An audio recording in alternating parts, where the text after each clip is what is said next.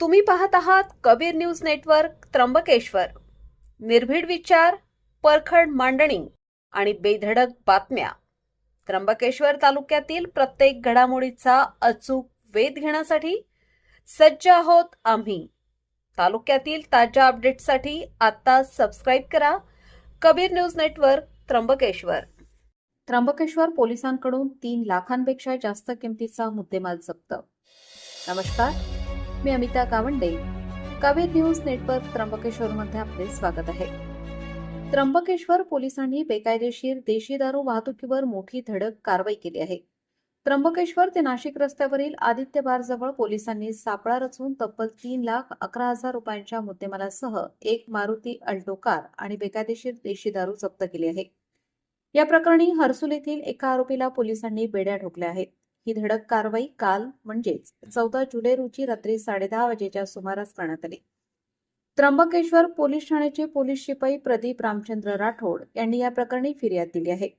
मिळालेल्या माहितीनुसार आरोपी दीपक हिरामण खानझोडे वय 28 वर्ष, राहणार हर्सुल, तालुका त्र्यंबकेश्वर, हा आपल्या ताब्यातील लाल रंगाच्या मारुती अल्टो कारमधून, जिचा क्रमांक MH15 CT 8494 असा आहे, या कारमधून कोणत्याही परवान्याशिवाय आणि बेकायदेशीर स्वतःच्या आर्थिक फायद्यासाठी देशी दारूची वाहतूक करत होता. पोलिसांनी या कारवाईत नेमका काय मुद्देमाल जप्त केला आहे त्यावर एक नजर टाकूयात.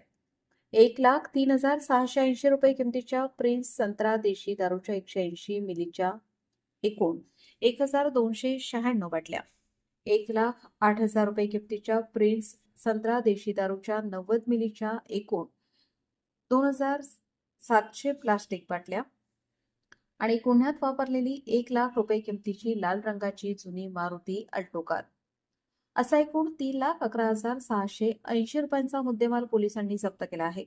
या प्रकरणी आरोपी विरुद्ध त्र्यंबकेश्वर पोलीस ठाण्यात महाराष्ट्र प्रोबेशन कायदा कलम 65(अ)(ई) प्रमाणे गुन्हा दाखल करण्यात आला आहे.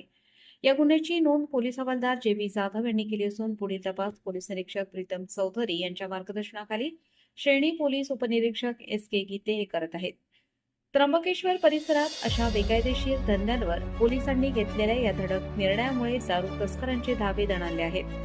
या प्रकरणाच्या पुढील अपडेट्ससाठी पाहत रहा कबीर न्यूज नेटवर्क त्र्यंबकेश्वर. जर तुम्ही हा व्हिडिओ YouTubeवर पाहत असाल तर आमच्या चॅनलला सबस्क्राईब करा, लाईक करा आणि शेअर करायला विसरू नका. धन्यवाद.